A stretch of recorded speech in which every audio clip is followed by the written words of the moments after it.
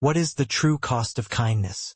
For Era Hayes, a waitress barely surviving on tips, it was a profound question she had never prepared herself to answer. She had simply seen a small, lonely girl sequestered in the gloom of her corner diner, a child who ate in silence and whose face seemed incapable of forming a smile. So Era had offered a simple, impulsive gift. A cookie, a quiet word, a small pocket of undivided attention. She could not have known that this single, small act of compassion was the match strike that would ignite a firestorm, pulling her violently out of her ordinary struggle and into an elevated world of unimaginable wealth, ruthless social maneuvering, dangerous manipulations, and a core secret that would threaten to destroy everything she thought she knew. She believed she was offering solace to a neglected child. She had absolutely no idea she was challenging one of the most insulated and powerful dynasties in the entire country. The smell of stale, acidic coffee and aggressively applied industrial bleach was the first thing that assaulted Hayes every morning when she unlocked the door. A smell she had come to recognize intimately as the precise aroma of survival. At 24, Era's existence was a repeating, exhausting loop. Double shifts at the worn-out Corner Cup diner, navigating the dangerous, ice-slicked cracks in the sidewalk on the long, dark walk back to her tiny studio apartment, and the constant, dull, corrosive ache of anxiety in her stomach over next month's rent, which always seemed to be coming due far too fast.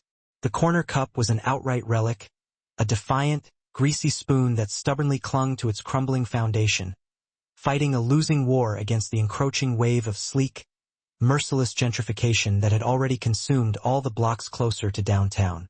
Its regular clientele was a precise mix of cement dust-covered construction workers gulping down bitter black coffee at dawn and weary local residents. People like Era, who were just trying to hold on until the next paycheck. Era was excellent at her job. She was fast, relentlessly efficient, and had perfected a public-facing smile, a mask, that was highly functional but didn't dare to extend warmth or reach the guarded depth of her eyes. Her own traumatic past was a heavy thing she kept deliberately locked away. A childhood spent shuffling through a series of indifferent, impersonal foster homes had delivered one cold, immutable lesson. The only person you could ever truly rely on was yourself. Perhaps that unshakable self-reliance, that quiet watchfulness, was precisely why she noticed the girl. The girl came in with reliable precision every Tuesday and Thursday, exactly at 4:15 p.m. She was noticeably small for her estimated age, perhaps 6 or 7, dominated by enormous, somber blue eyes that seemed to absorb all the natural light and warmth in the room. She was always accompanied by a severely detached woman in a stark gray coat, a woman Era had mentally christened Miss Finch. They claimed the same booth every time, the vinyl-cracked one by the window that rattled violently whenever the city bus groaned past. Miss Finch would order a lukewarm black coffee and a plate of dry toast, which she never so much as glanced at. The girl, whose name Era later learned was Lily, would receive only a glass of water. Then, Miss Finch would ceremoniously pull out her phone and a pair of wireless earbuds, her face settling into a practiced mask of bored indifference, and she would simply disappear into her digital world. Lily, in sharp contrast, would pull out a worn leather-bound sketchbook and a small tin of colored pencils, and she would draw for the rest of the afternoon. She would draw with an absolute concentration that was almost painful to witness. She never spoke. She never fidgeted. She just drew, her small hand moving with precise, almost unnaturally deliberate strokes. Era watched them repeat this ritual for weeks. Her gut twisted with a familiar ache for the girl. She recognized the look instantly. A profound, crushing loneliness, an abandonment that no child, especially one so small, should ever have to bear. Era saw a painful, distorted mirror of her own silent childhood in those lonely afternoons. She had assumed, naturally, that they were operating on a tragically tight budget. Perhaps the woman was a stressed single working relative, and the diner was just a cheap, tolerated place to wait for a bus transfer or a dreaded custody exchange. One raw Tuesday afternoon, a brutal, unforgiving November storm lashed the city, turning the streets outside the window into dark, reflective, moving rivers. The diner was eerily quiet and empty, save for the two of them and a single trucker nursing a mug in the farthest corner. Lily was drawing, but her small shoulders were slumped in defeat. She looked smaller, infinitely more fragile than usual. Era was wiping down the counter when she saw it happen. A single, crystalline tear rolled down Lily's pale cheek and dropped silently onto the sketchbook page, instantly smudging the meticulous ink. Miss Finch didn't notice. She was deeply engrossed, her thumb a relentless, rhythmic blur on the glass screen. Era's carefully constructed professional detachment cracked, shattering like thin ice. She glanced over at her boss, Sal, who was blissfully preoccupied over the grill. Acting on a pure, reckless impulse, she grabbed one of the sugar cookies that Sal's wife baked every morning, a perfect, lopsided star. She slid it onto a small, pristine plate, added a bright sprig of mint she usually reserved for the deluxe burgers, and walked over. She placed the plate gently, silently on the table. "Hi," she whispered. Lily's head snapped up violently, her eyes wide with palpable alarm, as if she were anticipating a sharp reprimand or a scolding. Miss Finch finally looked up, annoyance instantly hardening her features. "She didn't order that. It's absolutely on the house," Era said, keeping her voice incredibly soft. Her attention and her gaze focused solely on Lily. "I saw you working so hard. I just thought you might like a star for your drawings." Lily looked from the bright cookie to Era, her small expression entirely unreadable. Then, very slowly, she reached out one finger and hesitantly touched the brittle, sugar-dusted edge of the star. Era smiled, a genuine, unguarded expression that felt alien on her face. "My name's Era. What's yours?" The girl's voice was a tiny, unused, delicate thing. "Lily. That's a beautiful name," Era said. "You're a very good artist, Lily." A barely perceptible ghost of a smile touched Lily's lips. It was the first time Era had ever seen it. Miss Finch huffed loudly, irritated by the interruption to her digital piece. "We will be leaving very soon." "No problem," Era said, backing carefully away. "Enjoy the cookie, Lily." The bond started right there, solidified by sugar and shared silence. It was a clandestine conversation carried out over the next 2 months, operating in the blind spot of Miss Finch's digital distraction. Era would casually bring Lily a freshly baked cookie or a generous glass of cold milk she had accidentally poured. Lily, in silent, heartfelt return, would shyly show Era her latest drawings. They were nearly all of the same subject. A house, massive, sprawling, impossibly large, and possessing hundreds of windows. But in every single drawing, all the windows were unsettlingly dark, and there was always only one small, lonely figure, usually positioned in the vast garden, looking longingly at the imposing structure. Era, drawing on her own deep-seated background, completely misinterpreted the motif. She thought the girl was in foster care, just like her, and was drawing a fantastical dream home, a life she desperately wished she had. Era, in response, would draw silly, quick cartoons on the back of old receipts. A cat wearing a chef's hat, a dancing coffee mug, trying to lighten the mood. Lily would giggle, a small, breathy sound, and carefully tuck the drawings into her sketchbook like priceless treasures. Era was poor, perpetually tired, and her future was a blank, foggy, frightening question mark. But for one precious hour, twice a week, she felt like she was doing something that genuinely mattered.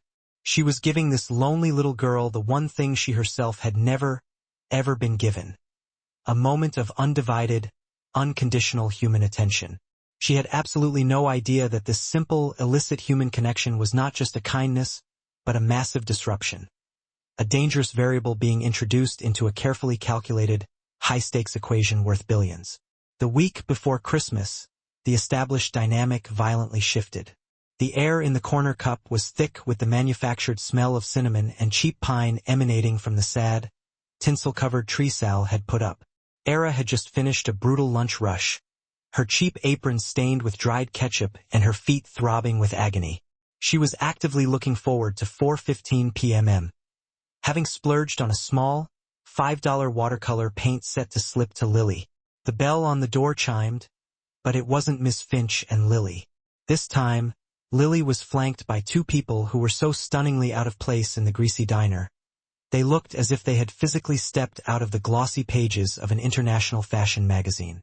The woman was unervingly tall, impeccably blonde, and encased in a cream-colored cashmere coat that almost certainly cost more than Era's last 6 months of rent combined.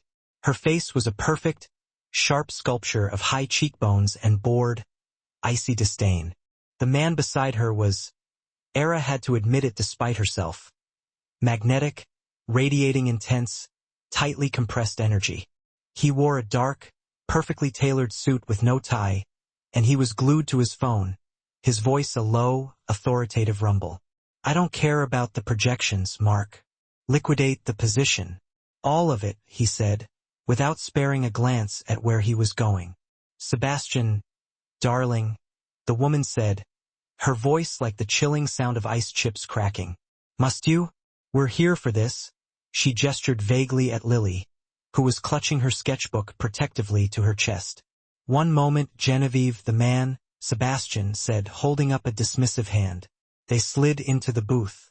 Lily looked utterly miserable, her face pale and drawn. Era felt a swift, protective instinct flare up, hot and fast. She walked over, her order pad already in hand. Welcome to the corner cup. Can I get you? The woman, Genevieve, cut her off instantly with a look that appraised, summarily dismissed, and utterly discarded Era in a single surgical second. Just coffee, black, and for her just water. She waved a dismissive, elegant hand at Lily. And for you, sir? Era asked, turning to the man. He was still on his phone, but he snapped it shut. Nothing. I'm not staying. He looked briefly at Lily, but his eyes were distant, still calculating profit and loss, not seeing his daughter. Lily, Miss Finch is ill. Genevieve has graciously agreed to watch you for the afternoon. Be good. Yes, father. Lily whispered, her voice barely audible, small enough to be lost in the sound of the grill. Era's blood ran instantly cold. Asterisk father. Asterisk this man. He seemed less like a parent and more like a CEO addressing a low-level, easily replaced employee. Sebastian gave a curt, almost perfunctory nod, and was instantly out the door. A massive black car with heavily tinted windows instantly pulled up to the curb, gliding silently, ready to receive him. Genevieve sighed loudly, pulling out her own phone. Children are such a process. Era brought the coffee. Lily looked up at her, her eyes wide, silent, and desperately pleading. Era slipped her a folded napkin drawing of a reindeer with a glowing red nose. Genevieve saw the quick exchange, and her eyes narrowed into hostile slits. Is there a problem? Era asked politely. Just do your job, Genevieve snapped, her voice carrying an edge of cold menace. And stop distracting the child. Era retreated, fuming internally. She watched as Genevieve proceeded to completely ignore Lily for the next 40 minutes, texting furiously, her expression bored stiff. Lily, sensing the hostile, dangerous atmosphere, didn't even dare to open her sketchbook. She just held it like a shield. Finally, Genevieve stood up, dropping a few crumpled bills onto the table without counting them. Come, Lily, we're going. We have your fitting for the gala. Lily scrambled out of the booth, her movements jerky and anxious. As she did, her elbow knocked the sketchbook. It slid silently off the cracked vinyl seat and landed unseen in the narrow gap between the booth and the wall, swallowed by the darkness. Hurry up, Genevieve called impatiently from the door. My book, Lily cried out, turning back desperately. There's no time. I'll buy you a new one, Genevieve said, pulling the child roughly by the arm out into the freezing street. Lily's small protest was instantly lost as the heavy door swung shut behind them. Era watched them go, her heart pounding with a helpless, frustrated anger. How could anyone be so casually, relentlessly cruel? She rushed over to the booth and retrieved the book. It felt sacred in her hands, a physical, tangible manifestation of the girl's trapped, resilient spirit. She knew, with a certainty that overcame all logic, that she had to return it. It wasn't just a book. It was Lily's most precious possession. She finished her shift at 7 o'clock, the the worn sketchbook tucked safely inside her worn messenger bag. She opened it, hoping to find a mundane address, a street name, perhaps a phone number. There was no address, but on the inside cover, there was a small, unmistakable gold embossed sticker. From the library of the Pembroke Academy. Era knew of Pembroke. Everyone in the city did. It was the exclusive preparatory school for the children of the city's rarefied elite. A fortress built of old money and staggering new tech billions, nestled deep within the hyper-exclusive, gated community of Sovereign Hill.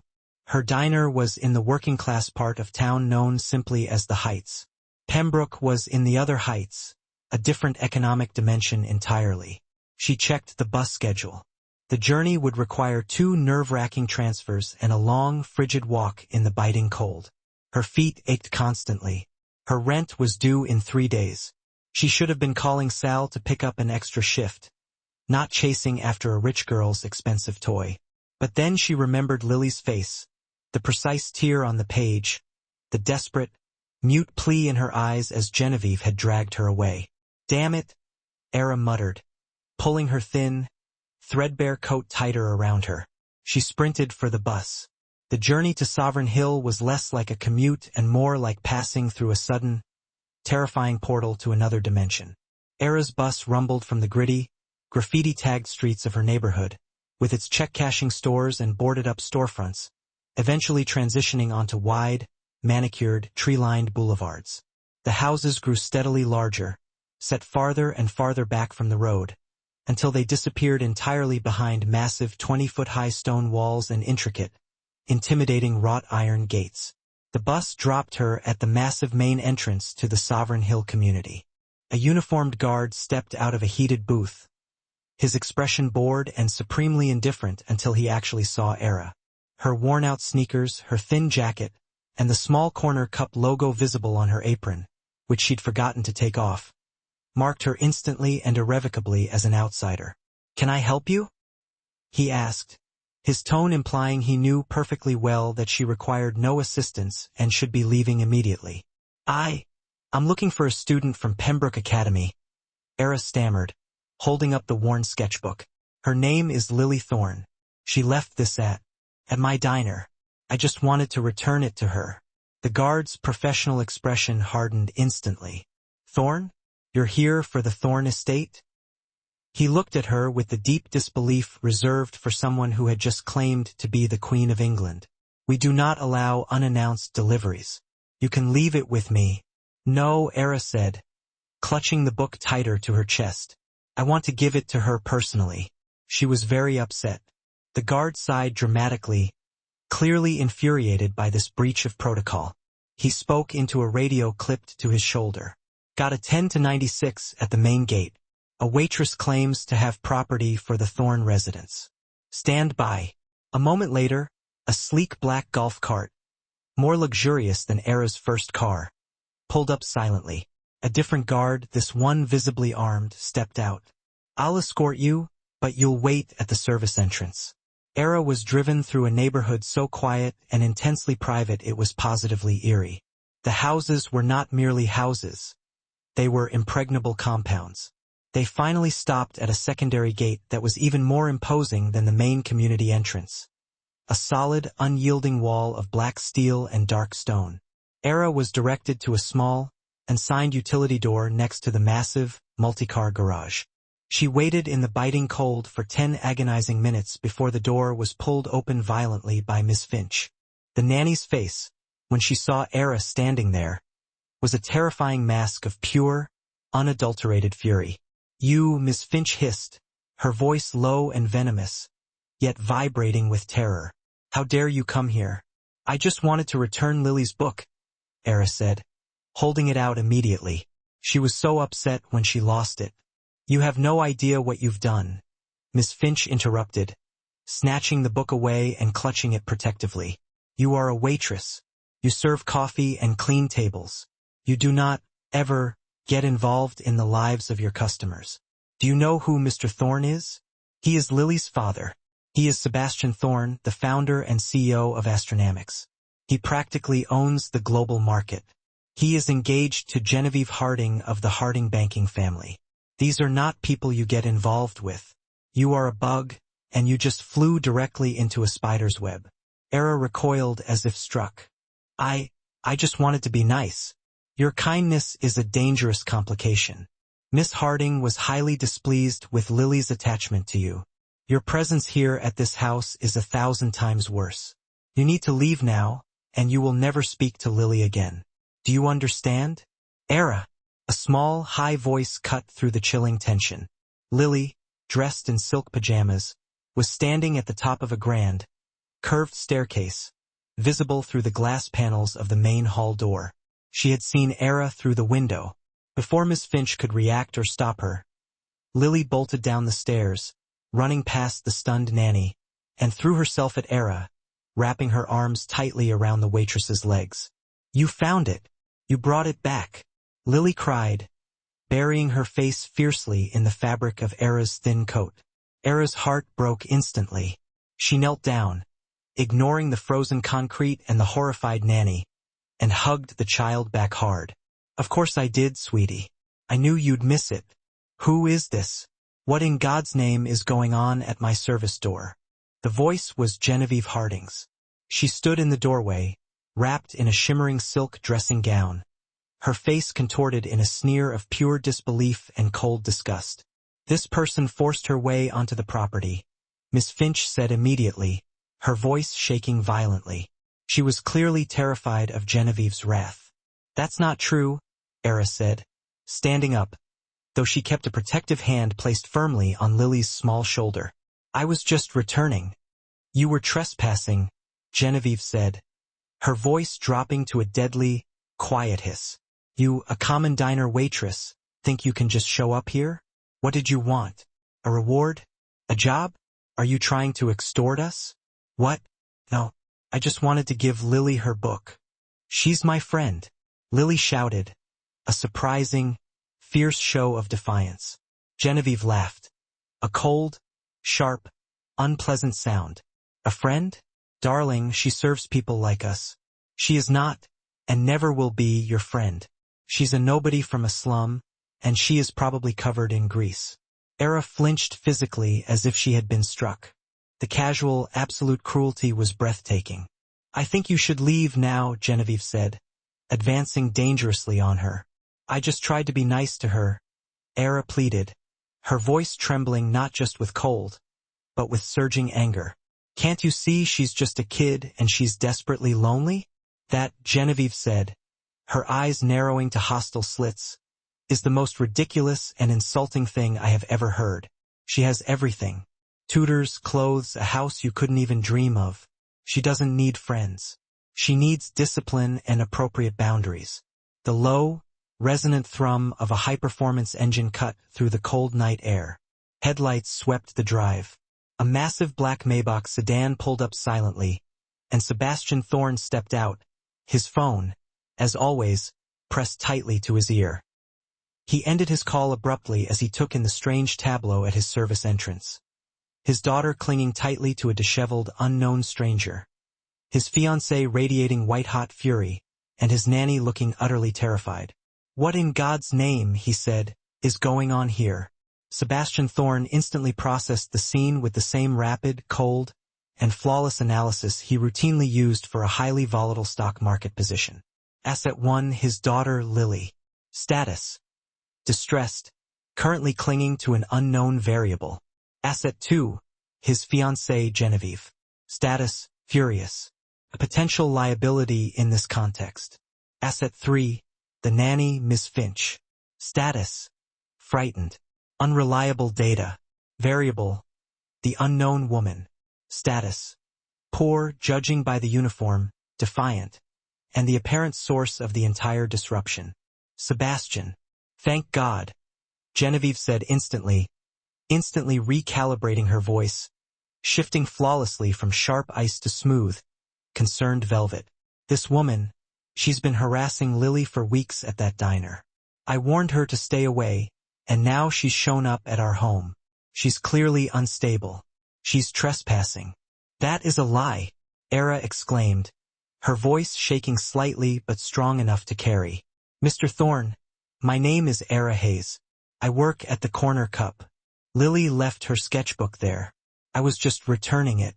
Sebastian's cold, hard gaze fell upon Era. It was not a human gaze, it was a detached, financial assessment. He saw her worn-out, cheap shoes, the faint ketchup stain on her apron, the wind-chapped redness of her cheeks. He saw in his mind not a person, but 1,000 potential lawsuits, 1,000 desperate people trying to claw a tiny piece of his immense wealth. "You're the waitress," he stated flatly. It wasn't a question. "Yes," Era said. "I'm Lily's friend." "You're a stranger," Sebastian corrected her, his voice devoid of inflection. "One who has been given access to my child in a public space, and who has now used that access to locate my private residence." "I just looked up the school," Era protested, feeling suddenly like she was drowning in the sheer weight of his contempt. "I just wanted to do something nice." "She's my friend, Daddy," Lily cried out, her grip tightening painfully on Era's hand. "She's the only one who talks to me." That sentence should have shattered him. But to Sebastian, it was simply more noise, more emotional data that his mind was not equipped to process. His wife, Lily's mother, had died in this house. Since that devastating loss, his entire life had been a fortress-building exercise. Work was his meticulously crafted armor. His schedule was his impenetrable shield. Emotions were, by definition, a vulnerability he could not afford. Lily, his daughter, was a painful, constant reminder of that vulnerability, a part of his life he had dutifully outsourced to professionals like Miss Finch, and soon to Genevieve, who he had believed was practical and emotionally stable. "Lily, go inside now," he commanded. "No, Sebastian. Darling, don't be harsh," Genevieve cooed, stepping forward and attempting to gently peel Lily's small hands off Era. "Let's not make a scene. This poor girl is just confused. She doesn't understand social boundaries." She turned back to Era, her smile a predatory baring of teeth, triumph glittering in her eyes. "Thank you for returning the book. Your concern is noted, but it is entirely unwelcome." Sebastian reached into his perfectly tailored jacket and pulled out his wallet. The gesture was automatic, perfected by years of practice. A problem had presented itself, and he was applying the immediate, definitive solution. He pulled out 3 crisp $100 bills. "Ms. Hayes, thank you for your time. This should cover your trouble and your transportation expenses." He held the money out to her. Era stared at the cash. It was more than she made in a week. It was also the single most insulting, reductive thing that had ever happened to her. She looked at the money, then up at his cold, utterly impassive face. She looked at Genevieve's triumphant, vicious smirk, and finally, she looked at Lily, whose small face was crumbling into silent despair, seeing her only friend being dismissed like a low-rent delivery driver. Era pushed his hand away. The money fluttered down gently to the cold, wet pavement. "I don't want your money," she said, her voice low and fiercely quiet, yet carrying the weight of pure, unyielding conviction. Voice low and shaking with a righteous fury she hadn't known she possessed, Era stared him down. "I came here because I care about your daughter, which is clearly more than anyone else in this mausoleum does."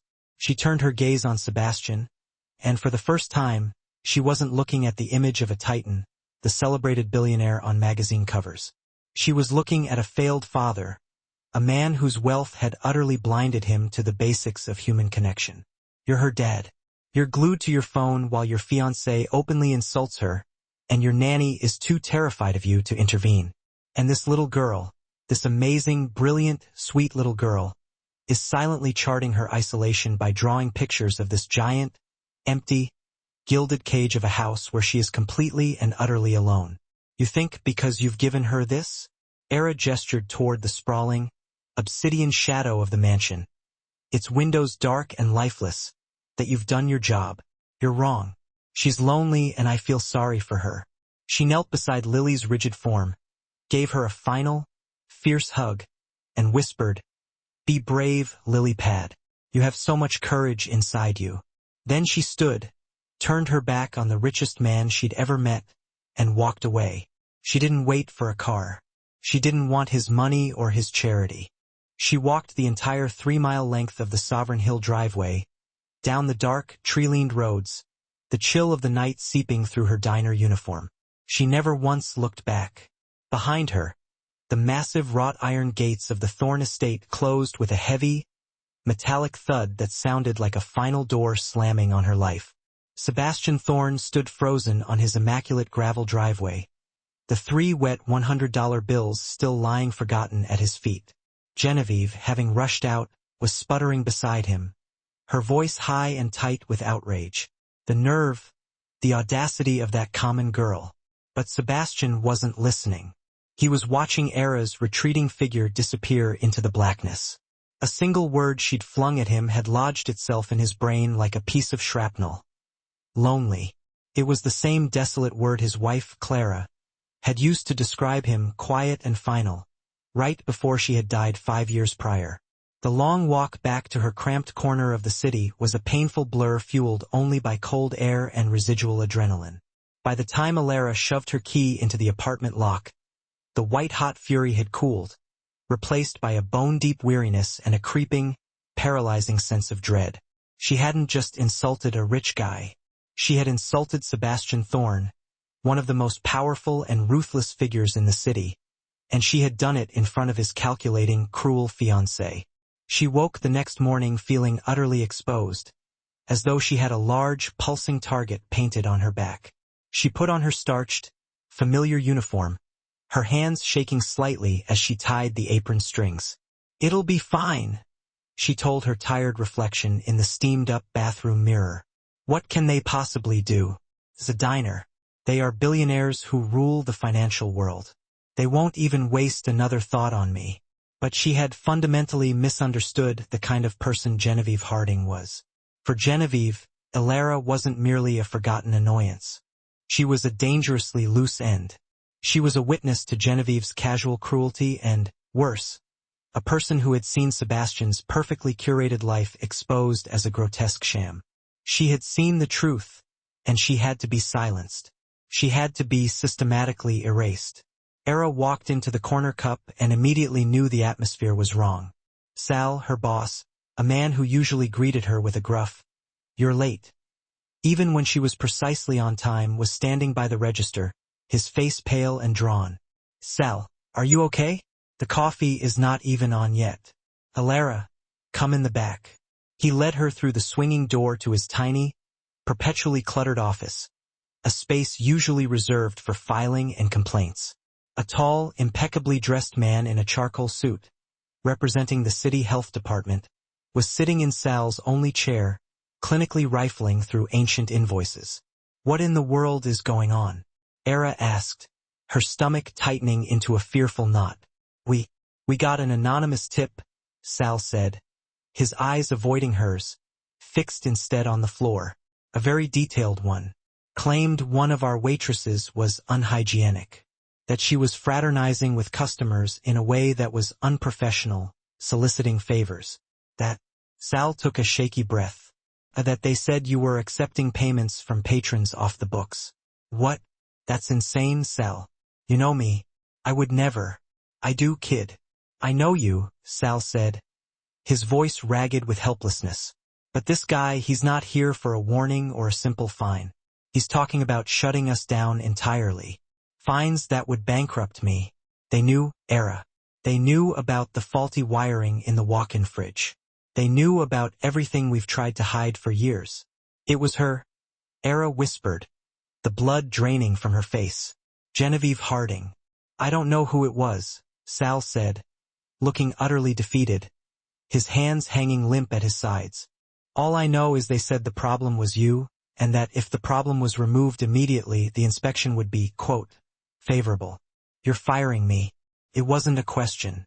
It was the stark, undeniable truth. "Era, I'm so sorry.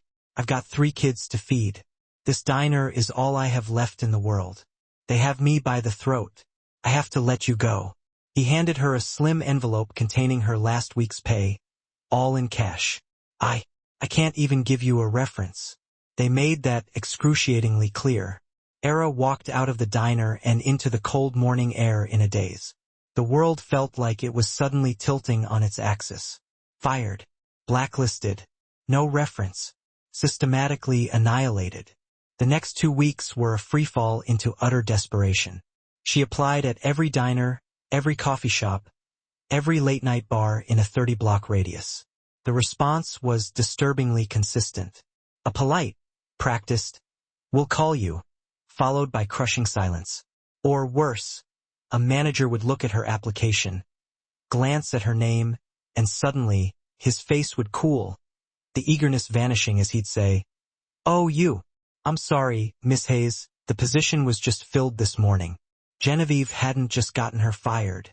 She had efficiently poisoned the entire well. A few quiet, powerful calls from a Harding family lawyer to the local restaurant association. A few whispered, carefully calculated rumors about Era Hayes' supposed history of theft and emotional instability. And just like that, Era Hayes was professionally radioactive. Her meager savings, which she had carefully guarded for months, evaporated in days. First went the internet, the only connection she had left to the job market. Then, the power went out, leaving her apartment cold and dark. Finally, the stark white eviction notice was taped to her door, an unmistakable X marking the end of her life in the city. She was packing her few, paltry belongings into a single cardboard box, tears of burning rage and utter helplessness streaming down her face. She was going to be homeless. All because she had committed the singular crime of giving a lonely child a cookie and speaking the truth. The world wasn't just unfair. It was structurally cruel. The rich, powerful people like Sebastian and Genevieve lived in a different, protected reality. They could snap their fingers and utterly destroy a person's life simply for being an inconvenience. She picked up her old, cracked alarm clock, about to toss it into the box, when she saw something tucked behind it on her nightstand. It was one of Lily's drawings, not one of Era's signature napkin cartoons, but one of Lily's own creations. Lily must have quietly tucked it into Era's apron pocket that last day at the diner before Genevieve had arrived. It was a drawing rendered in thick crayon of 2 figures. One was tall with wavy brown hair, clearly Era. The other was small, defined by 2 messy pigtails. They were holding hands in the center of the page. Above their heads, Lily had drawn a bright, fiercely yellow sun, and underneath, in the shaky, careful letters of a child, she had written, "My only friend." Alara sank onto her bare mattress, clutching the fragile piece of paper to her chest. The paralyzing self-pity vanished entirely, replaced by a cold, hard, terrifying resolve. Genevieve had tried to erase her. She had tried to break her spirit. She had successfully taken her job, her apartment, and her reputation. But she could not take this. This wasn't about Alara's poverty versus their staggering wealth anymore. This was about a child. A vulnerable, brilliant child trapped in a golden cage whose one sincere lifeline to the outside world had just been systematically, ruthlessly severed by the woman who was supposed to become her new mother. "She won't get away with this," Alara whispered to the empty, cold room, her voice vibrating with a promise. "I don't know how I'm going to do it, but I am not going to let that woman destroy that little girl." Era's resolve was one thing. Her brutal reality was another. She ended up at a women's shelter, sharing a cramped, airless room with 3 other women, all of whom had their own desperate stories of hitting rock bottom. She found a cash-in-hand job cleaning corporate offices downtown late at night. It was grueling, isolating, and anonymous work, but it was money. It was a start. 3 nights later, she was scrubbing the marble floor of a high-rise law firm when her cheap cell phone, clinging desperately to its last 10% of battery life, buzzed in her pocket. It was an unknown number. She usually ignored them, assuming they were creditors or bill collectors, but a desperate premonition made her answer. "Hello, Ms. Hayes. Alara Hayes." The voice on the other end was frantic, professional, and chillingly familiar. "This is she." "Who is this?" It's Miss Finch from the Thorne residence." Era's heart stopped dead in her chest. She stood up so fast she dropped the mop, which clattered loudly on the floor. "What is wrong?" "It's Lily," Miss Finch said, her voice cracking with a barely contained sob. "You have to come, please.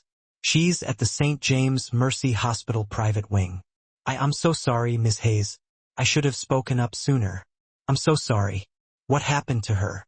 Era demanded, her knuckles white as she gripped the phone, the cleaning rags forgotten. It was Miss Harding. After you left, she's just been awful. She told Mr. Thorne that Lily was acting out and needed a firmer hand. This afternoon, Mr. Thorne was away at a board meeting. Miss Harding found that drawing, the one Lily made of you. Era's blood ran cold in her veins. My only friend. She tore it up. Miss Finch choked out, her voice ragged with guilt. She tore it up right in front of Lily and told her that you were a dirty, poor thief and that if Lily ever mentioned your name again, she would be sent away immediately to a punitive boarding school in Switzerland. Lily, she just collapsed. She wouldn't wake up. It was a psychological, non-epileptic seizure, the doctors said. An acute anxiety attack. She's awake now, but she won't speak. Ms. Hayes, she won't speak to anyone. Not her father. Not the doctors. She just keeps holding the pieces of the drawing. And she wrote your name on a piece of paper. I'm on my way, Alara said, ripping off her industrial cleaning gloves and running for the elevator. She took a cab, her first in years, and used the last of her cash savings, telling the driver tersely to keep the change. The St. James Mercy private wing was less a hospital unit and more a five-star hotel extension. All hushed tones, crystal chandeliers, and polished marble floors. Alara, in her stained, anonymous cleaning clothes and carrying the scent of floor wax and desperation, was a stark, jarring contrast to the wealthy quiet. Miss Finch met her by the elevators, her face ravaged by guilt and fear. This is entirely my fault. I am a coward. I was so scared of losing my job, of his anger. But I can't watch this happen to her. Where is she? Era asked, her voice low and dangerous, ignoring the nanny's lament. Miss Finch pointed down the hall, her hand trembling. Room 712. He's in there. Era pushed open the heavy wooden door. The room was immense, a luxurious suite that included a sitting area, a small kitchenette, and a sweeping panoramic view of the sparkling city lights. In the center, in a high-tech hospital bed surrounded by silent, gently beeping monitors, Lily looked impossibly small and fragile. Sebastian Thorne was standing by the window, his back to the room. He was not on the phone. He was just standing there, utterly still. He looked smaller, diminished, his $1,000 power suit rumpled and askew. He looked exactly like a man who had lost everything that mattered. He heard the door and turned, his eyes hollowed out by fear and sleeplessness. When he saw Era, his face became a complex, shifting mask of shock, deep shame, and a strange, desperate, overwhelming hope. He breathed, the sound barely audible. Miss Finch called me, Alara said, her voice completely devoid of fear. She had nothing left to lose, and that made her unassailable. She walked past him, ignoring him completely as if he were furniture, and went straight to the bed. She sat gently on the edge and took Lily's small, cold hand. The girl's eyes were closed, her face pale and still. Hey, Lily Pad, Era whispered, her voice thick with emotion she hadn't allowed herself to feel in weeks. It's me. It's Era. Lily's eyelids fluttered slightly but remained shut. I heard you had a bad day, Era continued, gently smoothing the hair back from Lily's feverish forehead. Me too. I lost my job and my apartment. I was so angry and scared that I thought I couldn't breathe. But then I remembered something.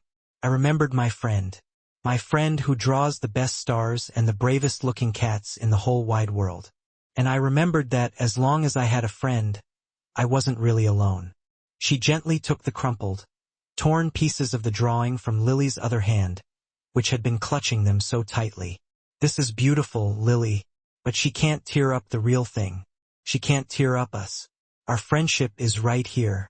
Era gently tapped her own heart, and then right here, she tapped Lily's chest above her hospital gown. It's safe. It's untouchable. A small, choked sound came from the bed. Lily's eyes snapped open, and they were swimming with immediate, streaming tears. Alara, she whispered, her voice a dry rasp. I'm right here, sweetie. I promise I'm not going anywhere. They're gonna send me away, Lily cried, tears spilling onto the pillow. No, Era said, her voice suddenly fierce and absolute.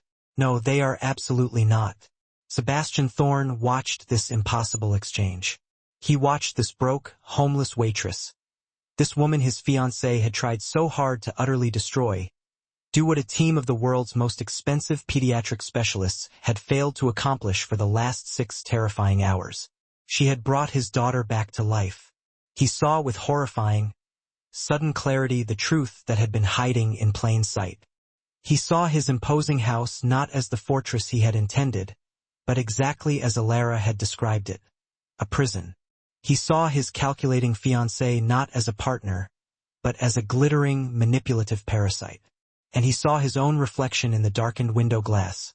The richest man alive, a title he'd seen plastered across glossy magazines, and he realized with agonizing certainty that he was the poorest, most spiritually bankrupt man in this entire room.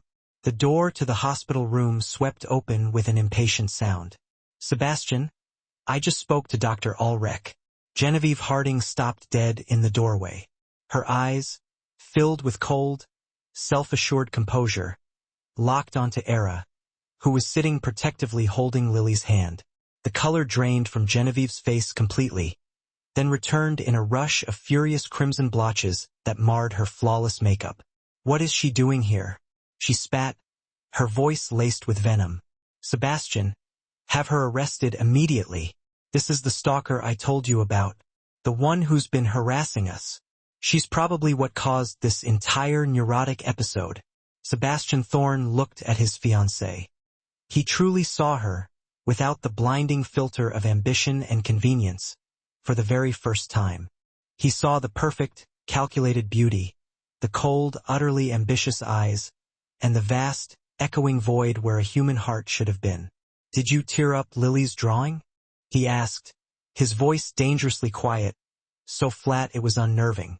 Genevieve faltered, trying to gather her scattered composure. What? Don't be absurd, Sebastian. I was tidying her room. It was just trash. Did you tell her she was going to be sent to Switzerland? She's out of control, Sebastian. She needs structure. I was acting as a mother. No, Sebastian said. You were acting as a monster.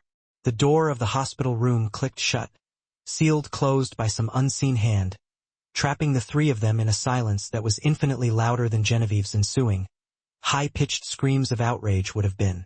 The sterile, rhythmic beep of Lily's heart monitor became the only sound, a fragile metronome counting the seconds of a new, terrifying reality.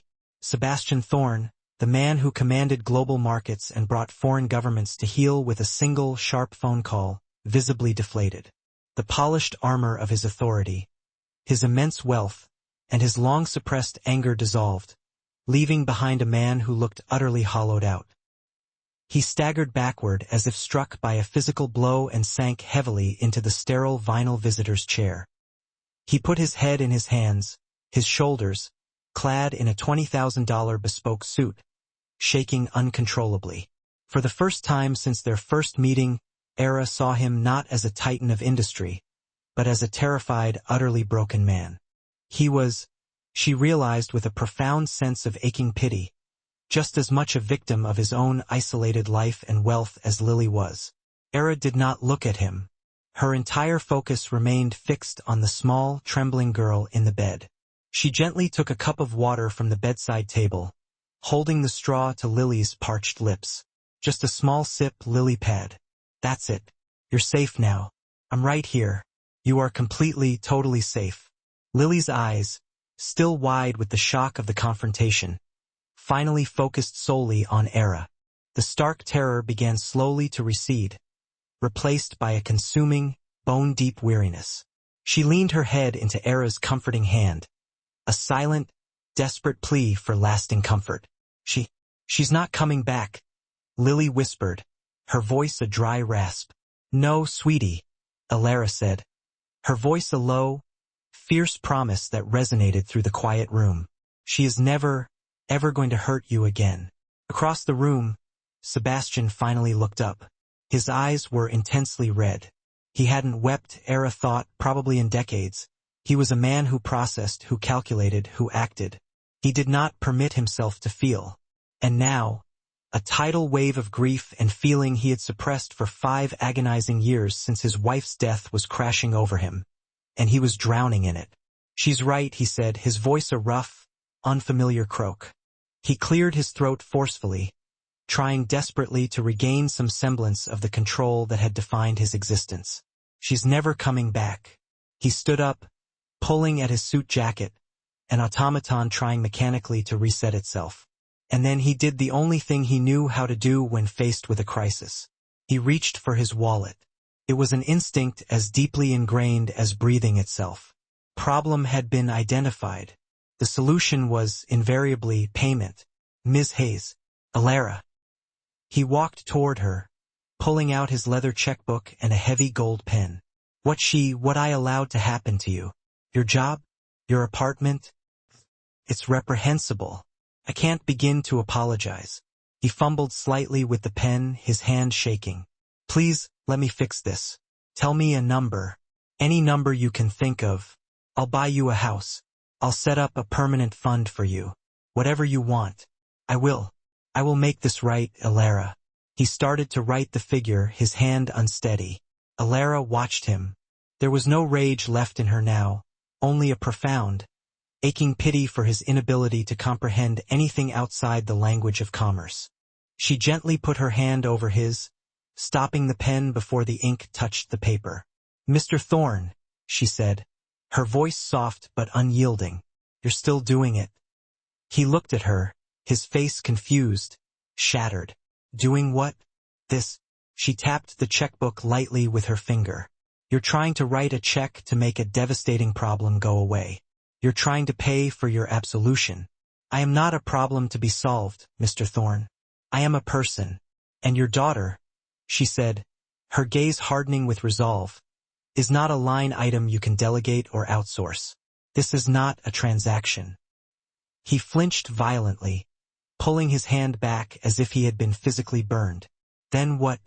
he pleaded, the last pretense of the powerful billionaire utterly gone, leaving only naked vulnerability. "What do you want? What can I possibly do?" I don't know how. I don't know how to do this." He gestured helplessly at his daughter, at the sterile, opulent room, at the wreckage of his entire life. "After my wife died, Lily's mother, I thought that if I built this fortress, if I gave Lily everything imaginable, that she would be safe. I thought work was the only thing I could possibly control, the only thing that made sense anymore. And I forgot how to be a father." Era finished for him, her voice low. He nodded, the admission a crushing, physical weight that seemed to finally buckle him. "Yes." Alara stood up. She had a choice to make, the biggest choice of her life. She could, right now, ask him for $1 million. He would hand it to her without blinking, perhaps even with relief. She could walk out that door, buy a new apartment, enroll in college and start a completely new, secure life. She could be free. She owed this man absolutely nothing. She looked at Sebastian, the richest man alive, now a pathetic, empty shell. Then she looked down at Lily, who was watching her with terrified, hopeful eyes. The eyes of a child who had seen every person she'd ever cared about eventually walk away. Era saw in that agonizing gaze her own reflection. She saw herself at 7, at 10, at 15, in a dozen different foster homes, watching social workers and foster parents walk out the door forever. She had spent her entire childhood wishing just one person, anyone, would simply stay. She took a deep, fortifying breath. She wasn't walking away. "Okay," she said, the word simple but carrying the weight of a monumental commitment. "I'll help you." Sebastian's head snapped up instantly. "You will? You'll come work for us? I'll double Ms. Finch's salary. Triple it. You'll be in charge of—" "No," Era interrupted sharply, holding up a declarative hand. "You're still not listening to the fundamental truth. This isn't about a salary. This isn't a job, Mr. Thorne. This is a complete rebuild. If I'm going to do this, if I'm going to stay in Lily's life, we are doing it on my terms. There are conditions. 3 of them." He was instantly back in familiar territory. A high-stakes negotiation. He straightened, his eyes focused, nodding rapidly. "Anything. Name them, Alara." First, Elara said, setting the first boundary with fierce determination, I am not moving into that house. I will not be an employee who lives under your roof, scared of you like Miss Finch was. I can't help Lily or you if I'm just another person on your extensive payroll, ready to be discarded. I need my own space, a place where I can't be fired on a whim for speaking the truth. I will find a simple, unpretentious apartment downtown near the university. You will pay the rent, but it will be my space, my sanctuary. I will be an independent contractor or a consultant, but emphatically not a servant. Am I completely clear? He nodded, impressed by her acuity and the sheer strength of her moral boundary. Clear. An apartment and the autonomy that comes with it. Done. What's the second condition? Second, this is not just about being nice or providing superficial companionship. That's not enough anymore. Lily has been through severe emotional trauma. And frankly, so have you. I'm just a waitress, Mr. Thorne. I don't have the professional skills for this level of care. Not yet. Sebastian's face fell instantly, his momentary hope dissolving. So you won't? So Elara continued, holding his gaze as an indispensable part of my employment. And this is non-negotiable. You will pay for my education. I'm enrolling in the night program at the City University. I'm going to get a degree in child development and psychology. I'm going to learn precisely how to do this right, with professionalism and expertise. I'll be Lily's companion and support during the day, and I'll be a focused, serious student at night. I will not fail her because I was too proud to admit I needed to learn. Sebastian stared at her, genuinely stunned. He was used to people trying to extort him, to flatter him, or to steal from him. He had never in his life encountered anyone who demanded an education and expertise rather than pure cash compensation. Yes, he said, his voice thick with a new emotion he hadn't known he was capable of feeling. Respect. Of course, the education is yours. Absolutely. Tuition, whatever that education costs. And third, Elara said, her voice dropping into a register that had the tensile strength of steel. This is the most critical demand. This is the cornerstone of our entire agreement, and it is absolutely not negotiable. I am listening. You, she declared, pointing a deliberate finger directly at him. This condition is entirely about you. You are going to step up and truly be a father. You will be home every night. The required time is 6 p.m. sharp, not 6:01, certainly not 6:15, but 6 p.m. And the moment you walk through that front door, your phone, your lifeline, your connection to the insular world you use as a hiding place, it immediately goes into a decorative basket I will place on the hall table. And it remains there, dormant, until Lily is finally tucked in and asleep. No quick checks, no furtive glances at the market indices, no one last urgent email, sneaked in under the guise of the bathroom. From 6 o'clock indefinitely until she is asleep, you are physically and mentally present. You belong to her entirely.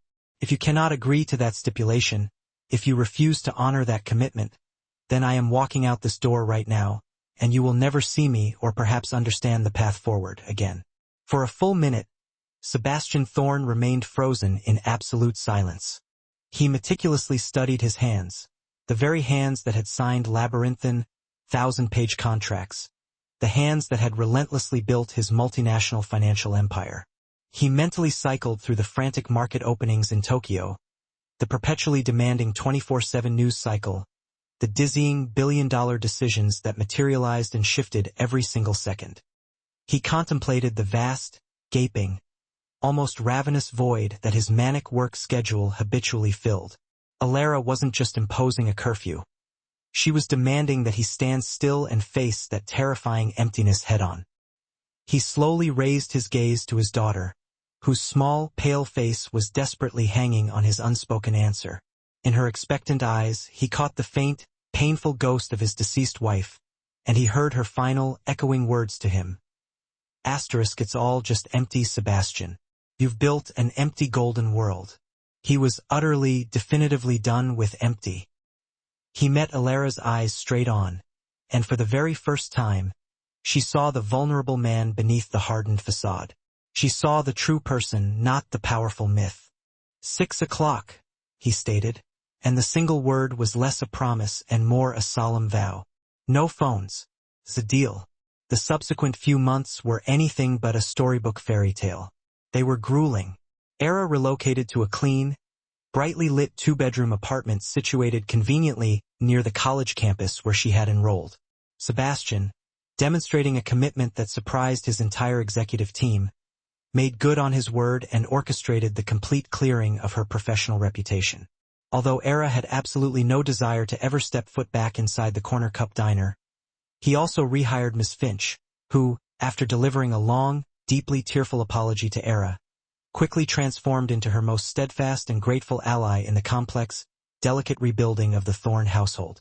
The first few weeks of the enforced 6 p.m. rule were pure, agonizing torture for Sebastian. He would arrive physically present at the appointed time, yet his mind was demonstrably 1,000 miles away, still circling the globe. He would exhibit physical symptoms, a rapid, involuntary twitching of his fingers, constantly reaching for the phone that was nowhere near his grasp. He was an addict undergoing a painful, forced withdrawal. Era, now armed not just with college textbooks but with a clear, renewed sense of authority and purpose, was relentless in her efforts. She didn't merely facilitate interaction. She actively commanded and forced it. Mr. Thorne. Lily learned how to correctly spell Tyrannosaurus today. Lily, show your father, she would command, allowing no room for evasion. Mr. Thorne, you are on dish-drying duty tonight. Lily is washing. No, not your long-suffering housekeeper. You. Sebastian, to his immense credit, awkwardly complied. He woodenly dried a ceramic plate, the first piece of common kitchenware his hands had touched in over 2 decades, and he listened with unnatural concentration as Lily haltingly sounded out the colossal dinosaur's name. Era instituted no screens Sundays.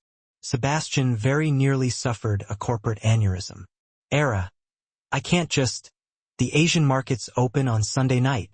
They can wait, she said calmly, holding up a pair of muddy, well-used boots. We are going to the park, the public park, Mr. Thorne. You are going to learn how to properly push your daughter on a swing. He went. He genuinely hated the initial feeling. He felt exposed, conspicuously surrounded by what he mentally categorized as normal people, a world away from his soundproofed boardrooms. But then, he placed his powerful, high-stakes hands on the small of Lily's back and gently pushed.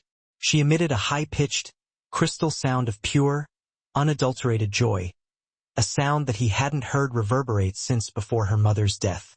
He pushed her again and then again, and for one magnificent hour, the CEO of Astronomics did nothing else but propel his daughter higher and higher on a simple metal swing, and a small, deeply cracked portion of his frozen heart began, ever so slowly, to thaw. The house changed subtly but surely. Era began to fill its sterile corners with vibrant art supplies. She and Lily baked cookies together, the comforting scent of vanilla and occasionally burned sugar replacing the cold, clinical marble hall's usual sterile emptiness. Lily began to laugh. A full, rich belly laugh, replacing her old, nervous, breathy giggle. Era and Sebastian's professional relationship solidified, built upon a bedrock of deep, unspoken respect and trust. They were highly effective partners in the most crucial endeavor of his existence. Project Lily. He often arrived home precisely at 6 p.m., utterly exhausted, only to find Era seated at the kitchen table, her textbook spread wide, passages highlighted on complex subjects like childhood attachment theory. He would quietly make them both a fresh pot of coffee, and she would, without a hint of accusation, explain the underlying psychological reasons behind his daughter's anxieties, effectively teaching him the nuanced language of devoted fatherhood.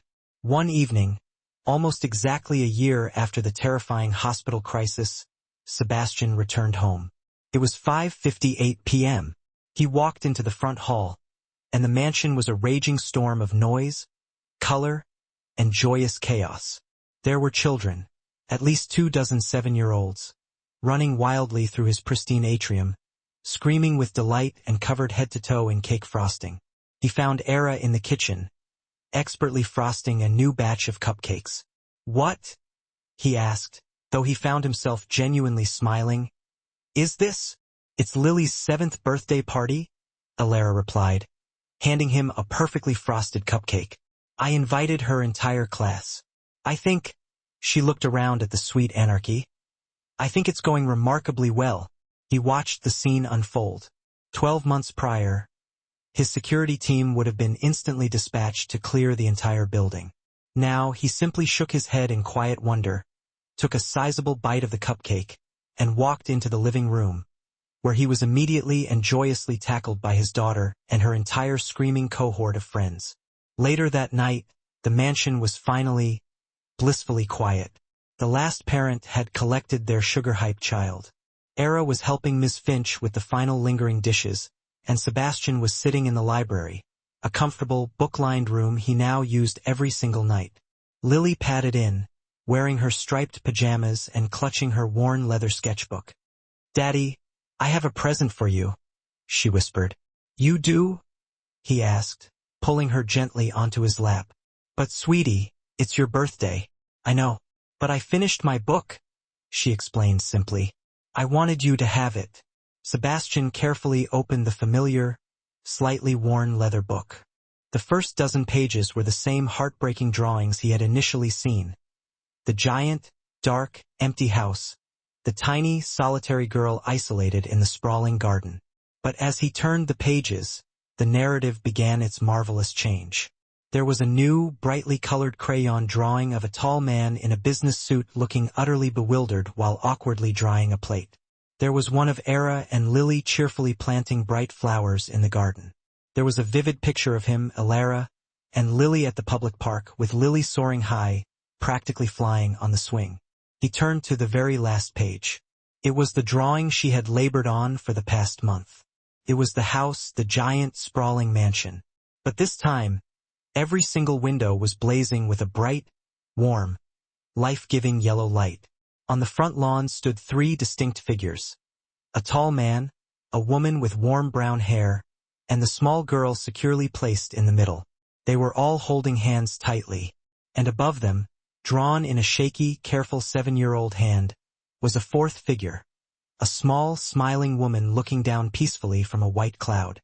"Who is that, Lilybug?" Sebastian asked, his voice unexpectedly thick and choked with emotion. "That's Mommy," Lily said simply, leaning her head against the steady thrum of his chest. "I told her in my head that you're not lonely anymore, so now she can finally be happy too." Sebastian closed the sketchbook, hugging his daughter so tightly he feared he might break. He looked over her head, across the quiet room, to where Era was standing framed in the doorway, watching them. Her own college textbooks were tucked securely under her arm. He didn't need to speak the words, "Thank you." His eyes conveyed everything. Era returned his gaze and offered a small, tired, but profoundly proud smile.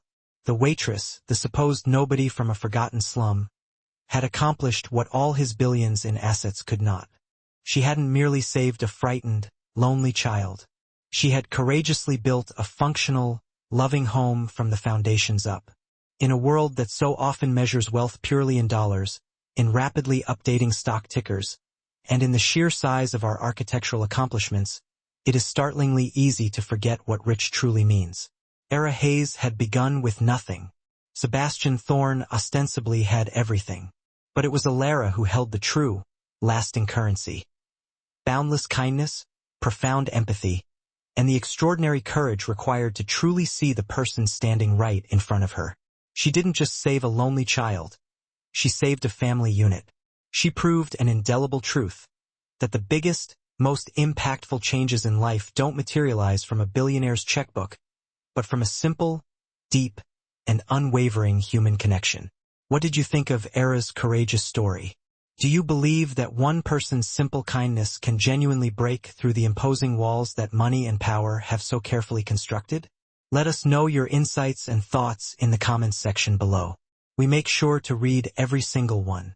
If this deeply touching story resonated with your heart, please help us spread this message by giving this video a strong like. It significantly helps our channel continue to grow. Share this narrative with someone in your life who desperately needs a reminder that truly good people are still out there working wonders. And most importantly, if you want more true life dramas and powerful, impactful stories like this one, be sure to hit that subscribe button and ring the notification bell so you never miss a new video release. Thank you for watching.